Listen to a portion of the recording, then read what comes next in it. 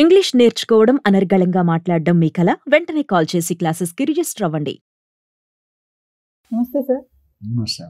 Sir, ఈ AI artificial intelligence రావడం వల్ల ఐటీ కంపెనీస్‌లో ఉద్యోగాల కోత బాగానే కనిపిస్తుంది. అంటే సడన్‌గా తీసేస్తున్నారు. కొత్త టెక్నాలజీస్ రావడం, ఇంతమంది మాకు అవసరం లేదు అంటే 100 మంది చేసే పనిని 10 మంది చేయొచ్చు, ఒక రోబో చేసేస్తుంది అన్నట్టుగా వీళ్ళందరినీ తీయడం జరుగుతుంది. మరి ఇప్పుడు యువత ఎటువంటి ప్రత్యామ్నాయ మార్గాలు చూసుకోవాలి అంటే ఏం చెప్తారు? ఇందులో కరెక్షన్ ఏంటంటే నవీన, తీసేస్తానంటే అందరినీ తీయట్లేదు. ఒక అపోహ పోతే ఆర్టిఫిషియల్ ఇంటెలిజెన్స్ వస్తే జాబులు పోతాయని కొంతవరకు కరెక్టే. కొన్ని జాబులు అన్ని జాబులు ఆర్టిఫిషియల్ కూడా రిప్లేస్ చేయలేదని నా ఉద్దేశం. కొన్ని వాటిలో రిప్లేస్ చేస్తారు. అయితే ట్రంప్ అమెరికాలో ఎస్పెషల్లీ నేను చెప్పాను, అమెరికాలో తగ్గితే ఇండియాలో తగ్గినట్టే, చైనాలో తగ్గినట్టే. అక్కడ పెద్దాన తగ్గితే అందరు తమ్ముళ్ళు తగ్గుతారు. ఇక్కడ ఏమైందంటే ట్రంప్ థింకింగే వేరు, ఆల్ టుగెదర్ డిఫరెంట్. ఈ టర్మ్లో ఇంకా మారిపోయాడు ఆయన. ఫస్ట్ టర్మ్లో కొద్దిగా బెటర్, రెండో టర్మ్లో ఆయన ఆలోచనలు చట్టానికి విరుద్ధంగా ఉన్నట్టే ఉంటాయి కొన్ని. అంటే కొన్ని కఠినమైన డెసిషన్ తీసుకుంటున్నారు. అందులో ఒకటి ఐటీ జాబ్స్ కదా, మిగతా జాబ్స్ మీద కూడా ఇంపాక్ట్ పడుతుంది. మనం ఆల్రెడీ అనుకుంటే కొన్ని వేల మంది లిస్ట్ చేశారు, కొన్ని లక్షల మంది లిస్ట్ చేశారు. అంచులుగా ఆల్రెడీ కొంతమంది వచ్చేసారు, ఇంకొంతమంది రావడానికి మన ఇల్లు అమ్ముకుంటున్నారు, ప్రాపర్టీలు అమ్ముకుంటున్నారు, మిగతా అసెట్స్ ఉంటే అమ్ముకుంటున్నారు, తక్కువ రేటుకి అమ్మేసుకుంటున్నారు. ఎందుకంటే అక్కడ నుండి జాబులు లేకుండా సర్వైవ్ అవ్వలేరు. సో ఆర్టిఫిషియల్ ఇంటెలిజెన్స్ అనేది న్యూ ఎమర్జింగ్ సబ్జెక్ట్.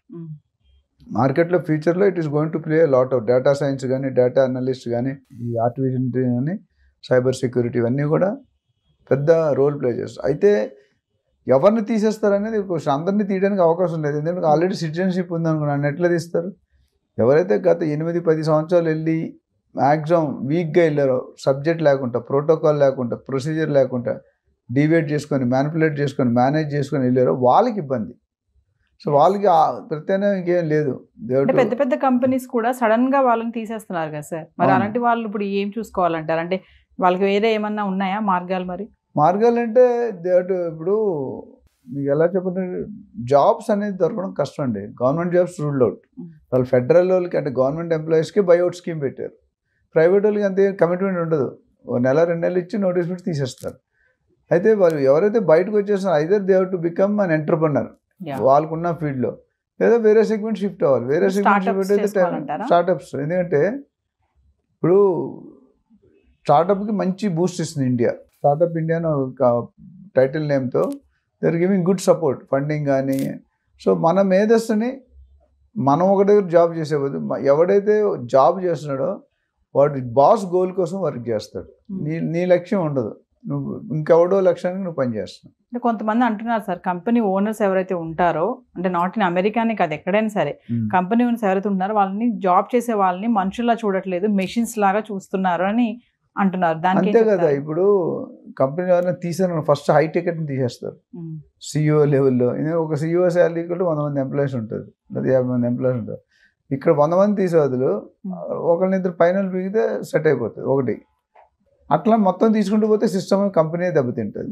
అది వీళ్ళకి ఏంటంటే వీళ్ళకి వచ్చే ఆర్డర్లు తగ్గినప్పుడు వీళ్ళు ప్రతి ఆల్టర్నేటివ్ ఏంటంటే ఓవర్ హెడ్స్ తగ్గించుకోవాలి. ఇప్పుడు ఏముంది, కాంట్రాక్ట్స్ రావాలి కొన్ని. ఇప్పుడు Indian companies only America companies పనిచేస్తాయి. వాళ్ళు కాంట్రాక్ట్ ఇస్తేనే ఇక్కడ సర్వే అవుతుంది. ఇక్కడికి ఎందుకు వచ్చారు? వాళ్ళు లేబర్ కోసం, లేబర్ చీప్ కాబట్టి వచ్చారు. మనం గంటకి $7-8 కూడా పనిచేస్తాం. అక్కడైతే $50 వేయాలి, $40-50 గంట. అంటే almost 20%, 80% saving.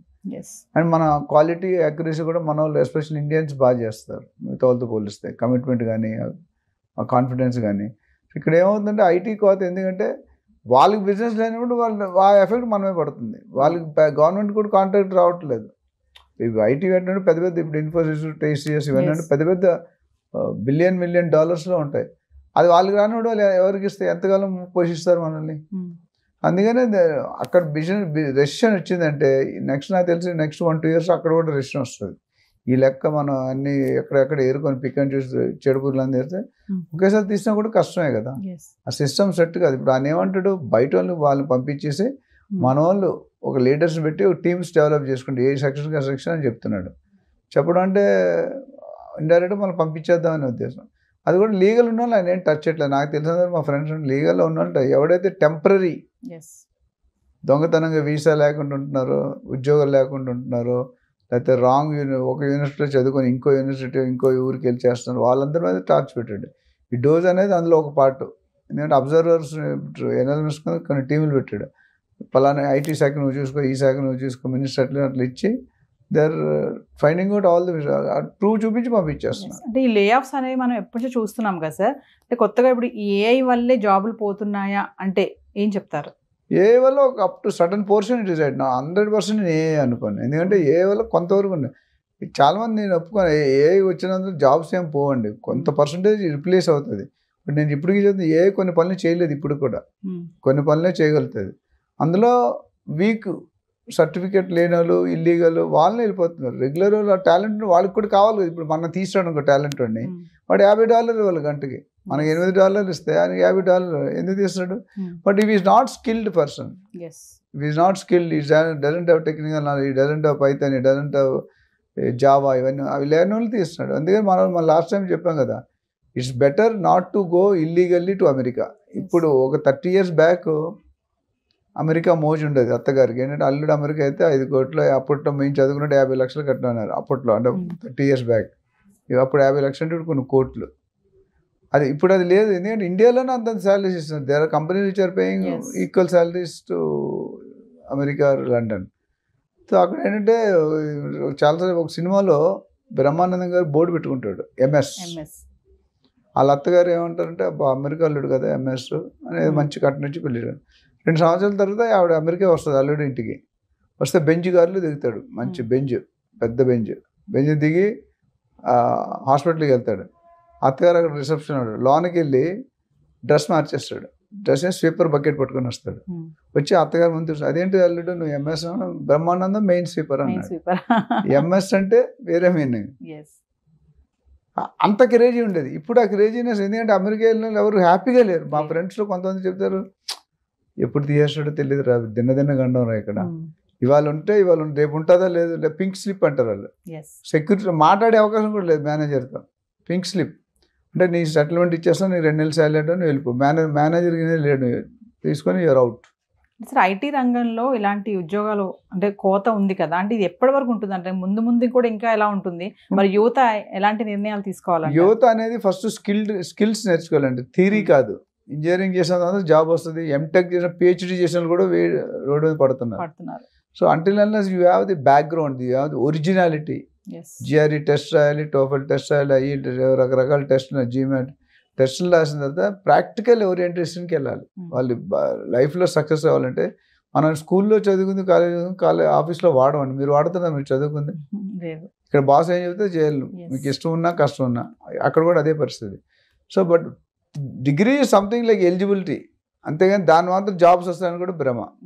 You should have additional qualification, additional practical exposure.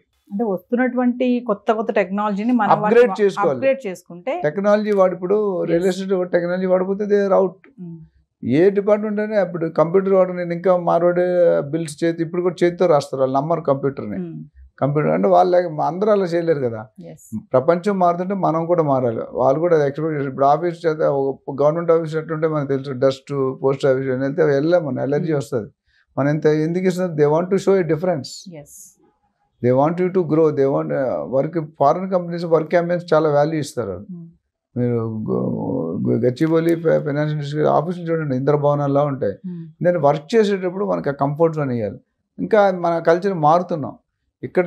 నా ఉద్దేశం ఏంటంటే, ఇల్లీగల్గా ఆలోచించడం మానేయాలి, స్కిల్స్ నేర్చుకుని రాయల్గా రాజాలాగా వెళ్ళండి. డోంట్ గో జాబ్స్ కోసమే కాకుండా, జాబ్ కోసం సెర్చ్ చేయడమే కాకుండా, కొంచెం ఎంటర్ప్రీనియర్ వైపు మీరు అన్నట్టుగా బిజినెస్ కానీ ఏదైనా స్టార్ట్అప్స్ కూడా చేసుకోవాలి. స్టార్ట్అప్ చేసుకుంటే గవర్నమెంట్ తాలూకు సపోర్ట్స్ బాగున్నాయి, ఫండింగ్ ఉంది, అప్పిస్తున్నారు, కొన్ని స్పెషల్గా రిబేట్స్ ఇస్తున్నారు, డిస్కౌంట్స్ ఇస్తున్నారు. అది వాడుకొని మీరు 10 మందికి జాబ్ ఇవ్వండి. మీరు జాబ్కి వెళ్ళే బదులు ఇప్పుడు 20 years 15 years చేశారు, ఓపెన్ ఏ కంపెనీ, మీకు ఫైండ్ అవుట్. ఇప్పుడు ఊబర్ ఎలాగ వచ్చిందండి, స్విగ్గీ ఎలాగ వచ్చింది, వాళ్ళు కోట్ల 100 కోట్లు చేస్తున్నారు. జెప్టో అనేది వచ్చింది మధ్యలో, ఫుడ్ పాండా, చాలా బ్లింకిట్, బిగ్ సారీ అనేది ఉంది కదా ఒకటి, చాలా వచ్చాయి. ఇవన్నీ new concept. You also find out new concept.